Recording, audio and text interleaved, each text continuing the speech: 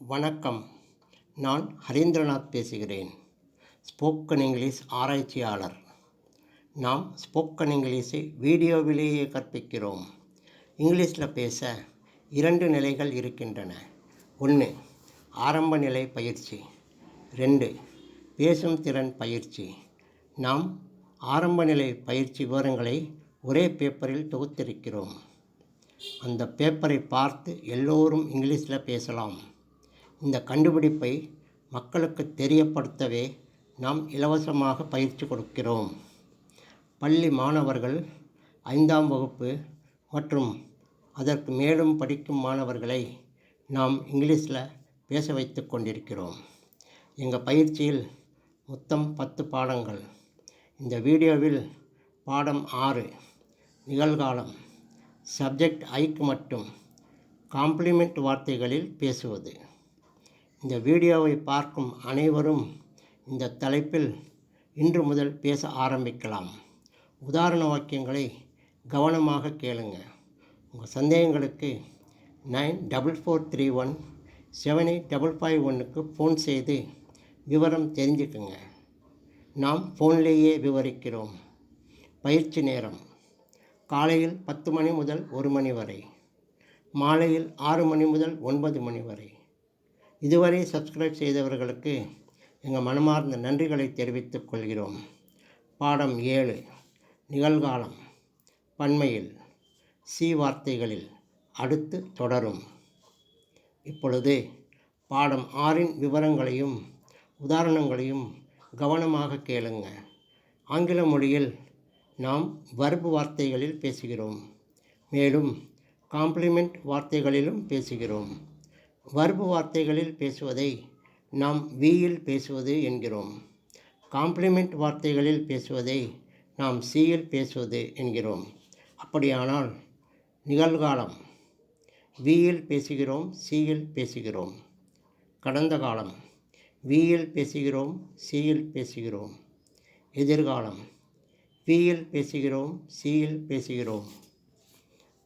Complement வார்த்தைகள் என்பது noun சுமார் 1000 வார்த்தைகள், அட்ஜெக்டிவ் சுமார் 1000 வார்த்தைகள், அட்வர்ப் சுமார் 1000 வார்த்தைகள், V1 ING சுமார் 1000 வார்த்தைகள், இன்ஃபினிட்டிவ் சுமார் 1000 வார்த்தைகள், மொத்தம் சுமார் 5000 வார்த்தைகள். இவைதான் காம்ப்ளிமெண்ட் வார்த்தைகள். இந்த 5000 வார்த்தைகளை ஒவ்வொரு வரியிலும் பேசலாம். அதாவது இந்த பாடத்தில் உள்ள ஒவ்வொரு வரியிலும் 5000 வார்த்தைகளை பயன்படுத்தி பேசலாம். அப்படியானால் ஒரு வரியில் 5000 வாக்கியங்களை பேசலாம். உதாரணம், ஐ ஆம் ஃபைன், நான் நலமாக இருக்கிறேன். இந்த வாக்கியத்தில் 5000 வாக்கியங்களை சொல்லலாம். நாம் பேசும் பொழுது சாதாரண வாக்கியம், எதிர்மறை வாக்கியம், கேள்வி வாக்கியம், எதிர்மறை கேள்வி வாக்கியம், கேள்வி வார்த்தை வாக்கியம் என்று 5 வகைகளில் பேசுகிறோம். இந்த தலைப்பில் இங்கிலீஷில் பேச சப்ஜெக்ட் ஐக்கு மட்டும். சாதாரண வாக்கியத்துக்கு ஐ ஆம் கம்மிங், நான் வந்து கொண்டிருக்கிறேன். எதிர்மறை வாக்கியத்துக்கு ஐ ஆம் நாட் கம்மிங், நான் வந்து கொண்டு இல்லை. கேள்வி வாக்கியத்துக்கு ஆம் ஐ கம்மிங், நான் வந்து கொண்டு இருக்கிறேனா. எதிர்மறை கேள்வி வாக்கியத்துக்கு ஆம் ஐ நாட் கம்மிங், நான் வந்து கொண்டு இல்லையா. கேள்வி வார்த்தை வாக்கியத்துக்கு வென் ஆம் ஐ கம்மிங், நான் எப்போ வந்து கொண்டிருக்கிறேன். இந்த மாதிரி வாக்கியங்களை நாம் வாய்ப்பாடு என்கிறோம். இந்த 5 வரி வாய்ப்பாடில்தான் பேச வேண்டும்.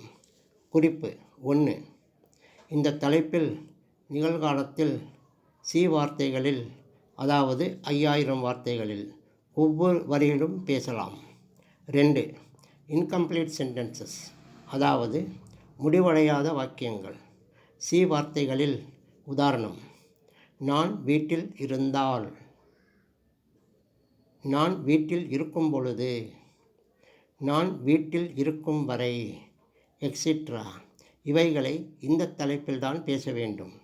சரி, இப்பொழுது உதாரணங்களை பார்க்கலாம்.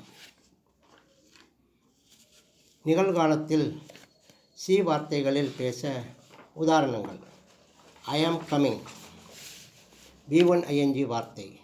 நான் வந்து கொண்டிருக்கிறேன். I am talking. V1 ing வார்த்தை. நான் பேசிக்கொண்டிருக்கிறேன். I am reading. V1 ing வார்த்தை. நான் படித்து கொண்டிருக்கிறேன். I am telling. V1 ing வார்த்தை. நான் சொல்லிக்கொண்டிருக்கிறேன். அடுத்து I am to come. Infinitive வார்த்தை. நான் வர இருக்கிறேன். I am to talk. Infinitive வார்த்தை. நான் பேச இருக்கிறேன். I am here. அட்வர்ப் வார்த்தை. நான் இங்கே இருக்கிறேன். I am there. அட்வர்ப் வார்த்தை. நான் அங்கே இருக்கிறேன். I am inside. அட்வர்ப் வார்த்தை. நான் உள்ளே இருக்கிறேன். அடுத்து I am interested. அட்ஜெக்டிவ் வார்த்தை. நான் ஆர்வமாக இருக்கிறேன். I am satisfied. அட்ஜெக்டிவ் வார்த்தை. நான் திருப்தியாக இருக்கிறேன். I am ready. அட்ஜெக்டிவ் வார்த்தை. நான் ரெடியாக இருக்கிறேன். அடுத்து I am in Chennai. Noun வார்த்தை. நான் சென்னையில் இருக்கிறேன். I am at T Nagar. Noun வார்த்தை. நான் டி நகரில் இருக்கிறேன்.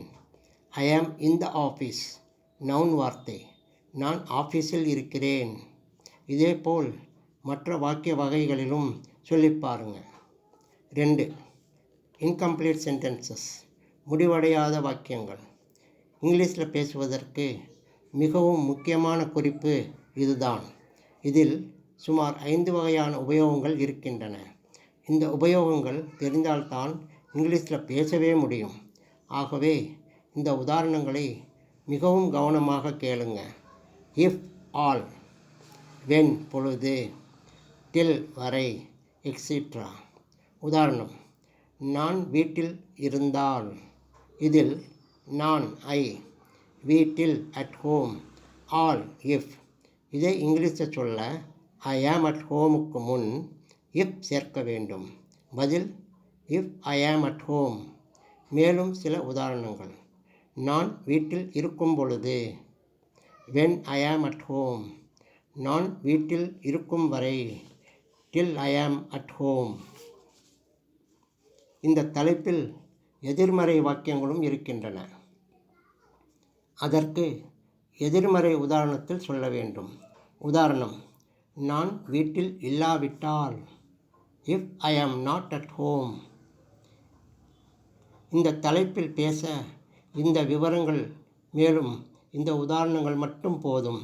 நீங்கள் தைரியமாக பேசலாம். இந்த பாடத்தில் நீங்கள் ஞாபகத்தில் வைத்து கொள்ள வேண்டியது: ஐ ஆம் coming, I am not coming, ஆம் ஐ கம்மிங், ஆம் ஐ நாட் கம்மிங், வென் ஆம் ஐ கம்மிங். இந்த 5 வரிகள் மட்டும்தான். இந்த 5 வரிகளில் யோசித்து இந்த தலைப்பில் இன்றிலிருந்து பேச ஆரம்பிங்க. தினமும் பேசுங்க. வெற்றி நிச்சயம்.